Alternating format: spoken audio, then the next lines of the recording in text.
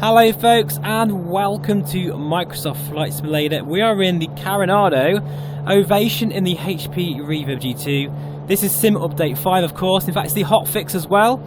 And yeah, it's been a controversial and very, what's the word?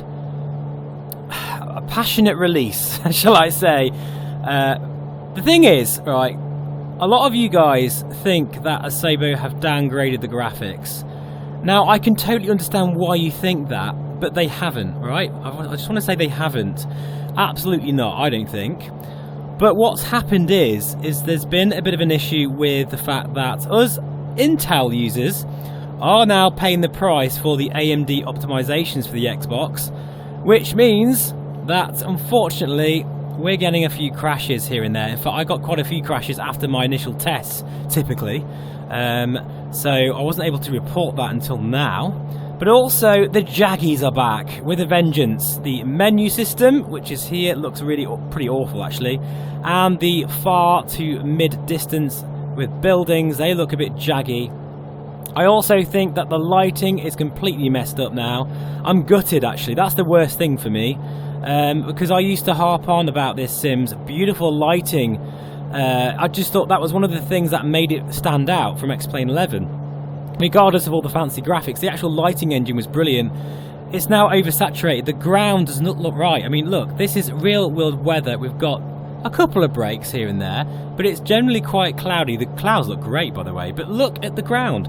It looks like it's lit up like a Christmas tree. It looks oversaturated, and yeah, I'm not using any mods for this on purpose. I know there are a few floating around. In fact, I've got a Discord channel. I'm so crap at promoting it, but feel free to join us all there.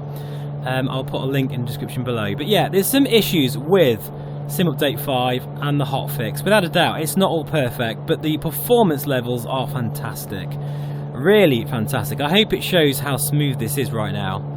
This is the Orbex Landmark series I'm going over at the moment. And this has just been released today, at the time's recording anyway, and it's about £11, and you've got all sorts of beautiful landmarks around Great Britain, particularly Liverpool, Manchester, Leeds, is London? I don't think London's part of it actually, but yeah, Sheffield as well is part of it, and that's where we're flying right now. I'm going to do another low pass here. It looks really nice actually, they've done a great job, so well done to Orbex. It confused me a little bit though, because the points of interest don't show up in the main map. So if you're not from the UK, that might be a problem because you might not know where to go. So I might just do a bit of a community flight soon to kind of show some of these landmarks off. But whether Orbex, if you are listening, please just update so you be able to show the points of interest for people who are not from from Great Britain. But you see, the models here, they look pretty damn good actually, I've got to say, and the performance levels are exactly the same. So look at that, some beautiful churches here, high-rise buildings, all this is bespoke and looks fantastic. And for me it was an instant buy, because I love flying around the UK. But I fly around the UK in this sim more than anywhere else really. So Sim Update 5 is a mixed bag. I've got a setup video coming soon guys. I haven't done it yet. I've had so many emails and comments asking me to do a setup video. But I don't want to do one just to have loads of views, guys. You know, some YouTubers out there that are posting setup videos left, right and centre just to get those views up. That's all very well, but for me, I want to make sure that what I'm doing and what I'm testing actually works. So that means days and days of testing, and perhaps even weeks of testing. You know, I like to take my time, make sure that when I do get a sort of setup right, it's going to be useful for you guys, okay? Because I like to set and forget. In fact, Mark from the Sim Hangar, I absolutely adore his channel. In fact, I think his channel is probably the best one on YouTube, to be honest, for setup videos and just making things very clear. He has posted one recently, both in VR and 2D. I'll put a link in the description below where you can find that. A lot of my settings are going to be similar to his with a few different tweaks and changes.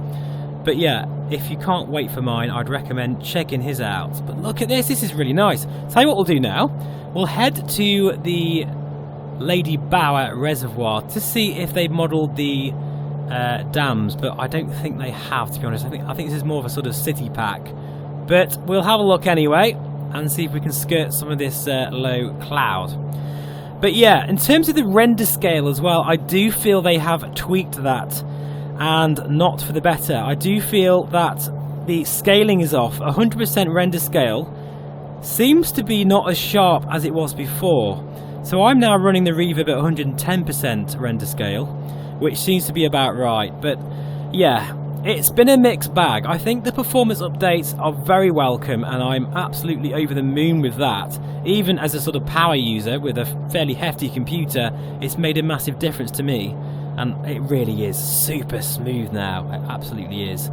But a couple of things I've noticed: motion reprojection, which I'm using right now and I love, is really costly on FPS. For whatever reason, the OpenXR sort of algorithm for the motion smoothing really wants, and you know, it wants you to go to 22.5. Even if you can reach 40 frames, 30 frames, it will default to 22.5 frames per second. So that needs tweaking. That's pretty annoying. So a lot of the time, I actually don't use motion reprojection as much as I did before. Although for flights like this, I absolutely do, because it's low and slow. It's all about that motion out the window, and right now this feels, as I've said before in another video, Aerofly FS2 Smooth, it feels like it's 90 frames per second. And this is the Windows Mixed Reality mirror you're looking at, and I don't see any artifacts right now. I'm sure there are some out there, but I can't see them at the moment. Now, I would recommend, if you are getting a bit fed up with sort of the artifacting and the motion reprojection, if you disable preview mode in OpenXR, it will revert back to the old school style of 30 frames per second locked, because most people now can run this sim at 30 frames per second, particularly those with pretty high spec computers anyway. But look at this. This is a gorgeous scene, don't get me wrong, but the colours are wrong. That terrain is, it looks saturated. I feel like I'm running some sort of shader mod that's gone wrong. Damn it, I've just taken a sip of my coffee and it's completely cold. Ah, that's the joys of VR. You kind of forget about time, really. And you just enjoy flying. But there's quite a few landmarks. I can see one right ahead of me there. But we're going to head over to Ladybower to see if they have modelled the dams. If they have, I'll be very happy. And it's over here somewhere, actually.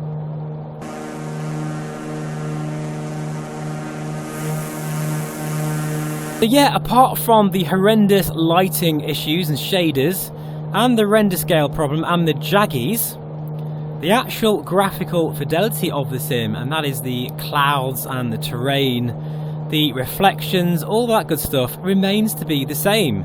And I actually think this is probably one of the most incredible achievements in the kind of gaming stroke flight sim sort of genre for a very long time. The fact that they've been able to pack in so much incredible graphical fidelity in the console version is remarkable. Now, of course, it's not running VR, and if I'm out of VR, I'm running this sim now at least 70 to 80 frames per second. If I'm honest, about 100 frames per second, but you know, I'll say 70, so that kind of like averages it out a bit, which is incredible. But of course, I don't like flying on a 2D monitor, and so the Xbox console thing for me is an absolute no-go straight away. But it does bring in a lot of new people into this funny little hobby of ours, and that can only be a good thing. I've got nothing against the Xbox console port, you know, I'm not a console guy at all. But I do know what this might mean for us. It's going to bring the flight sim genre into the mainstream market, which is good. It's a very good thing. And I don't think, you know, I don't think there's been any downgrades for me personally with the overall, like the LOD radius. Everything seems pretty good to me. Now, the settings I'm using, I will put them on the screen what I'm using now, but I am going to save that for my setup video. But they're a lot higher than they used to be, and I can actually run this at ultra settings now, but I prefer not to give myself some headroom. Anyway, I'm going to now shut up, enjoy a bit of these beautiful shots here. I say beautiful, it is a bit dark. And we're going to see if we can find the Ladybower Dam. See you in a second.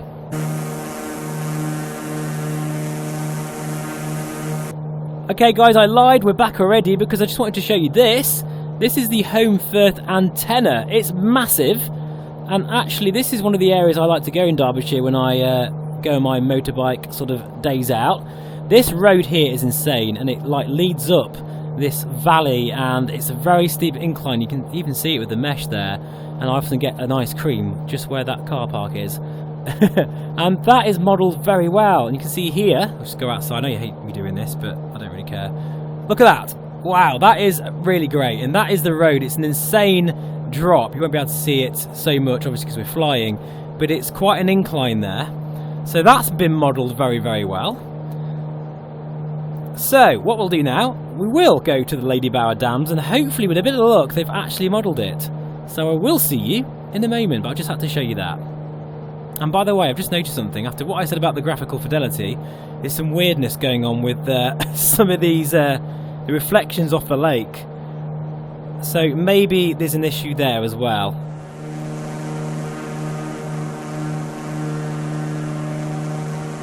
So here we are at Ladybower. This is very famous for the Dam Buster raid. In fact, they actually used this particular reservoir to practice before that incredible mission. And look at that, they have got the dams in there. Oh, Orbex, you've made me very happy. If you are watching this, thank you so much for this incredible regional update. It's £11 and there's absolutely tons of POIs everywhere. Right, anyway, enjoy.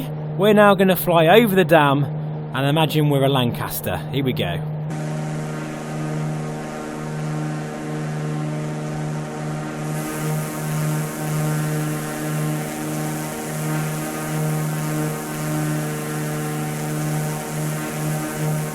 Absolutely brilliant. Right, I tell you what we'll do. We'll now head to Manchester via the Snake Pass, another road that I love.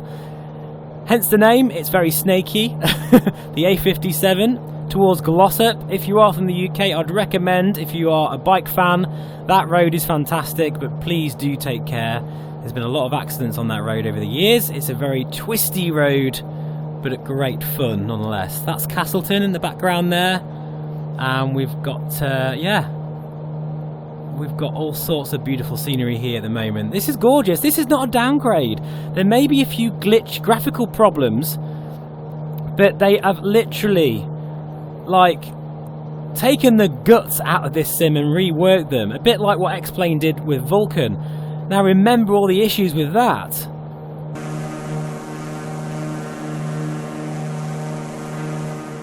So we've now reached the top of Snake Pass, and now we are winding our way down. You can see why it's called Snake Pass.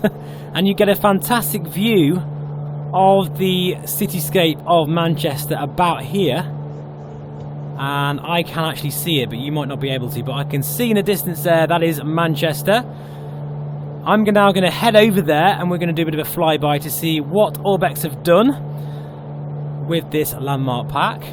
And then I think what we'll do is we'll land at Barton.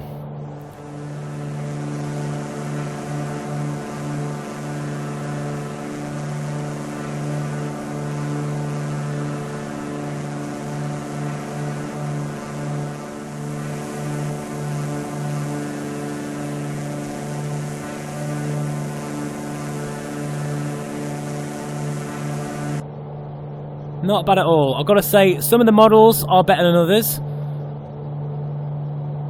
They don't look particularly realistic. But overall, yeah, that looks pretty awful, in fact. That doesn't look very good at all.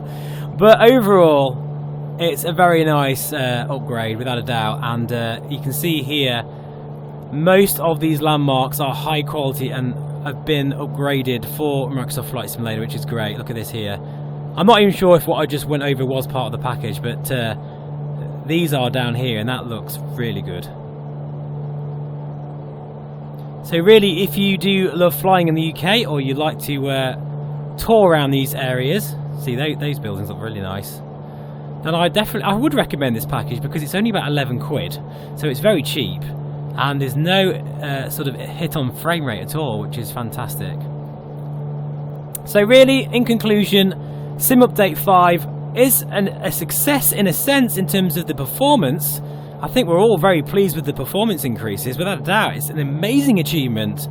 And with the hotfix, I think it has sorted out a lot of the issues. I did put a vote to my community tab. I know a lot of you are still getting issues, which is sad to hear. And, you know, I'm in that crowd as well. It's not perfect, but I think overall, things are only going to get better now that they've put the foundation down with this new performance update. Look at these buildings here. These look really good. Very nice. I think things will get better and improve over time. Oh yeah, that's very nice. Look at these buildings. Excellent. Very, very crisp. Here we are on short finals. We're going to go over this tree line and plonker on the deck. It's a very challenging airfield this, and I'm already too fast. In fact, we're going to go for this one here because we're going to side slip. There we go. Oh my goodness me. Floating like crazy here. Running out of runway. Plonker down. Brake. Brake. Oh my goodness me. Oh dear. That's alright. We'll just pretend that's part of the airfield boundary. In fact, we're just out of it there.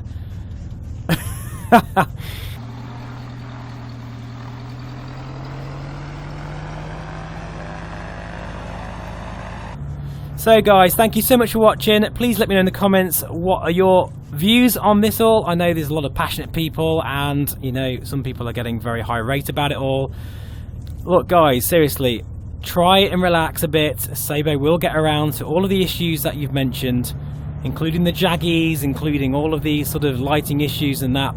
The sim is still beautiful, and with the performance updates, I think, you know, we've got a lot to be happy about. Take care, and I'll see you all again very soon. Bye bye for now.